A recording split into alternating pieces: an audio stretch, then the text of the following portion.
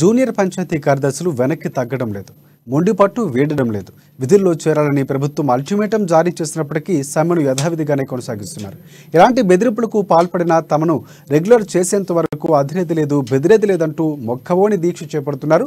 వీరికి రాజకీయ పార్టీల నేతలు, ప్రజా సంఘాల నాయకులు సైతం మద్దతు తెలపడంతో సమ్మె మరింత ఉధృతంగా మారుతుంది. తమను రెగ్యులర్ చేయాలని కోరుతూ ఆదిలాబాద్ కలెక్టరేట్ ఎదుట చేపట్టిన నిరవధిక సమ్మె ఈవేళ 15వ రోజుకు చేరుకుంది. ప్రభుత్వంపై తమకు ఎలాంటి కక్ష సాధింపు లేదని, తమ న్యాయబద్ధమైన డిమాండ్లను నెరవేర్చి ఆదుకోవాలని కోరుతున్నారు. అప్పటి వరకు సమ్మెను విరమించే ప్రసక్తే లేదని స్పష్టం చేస్తున్నారు.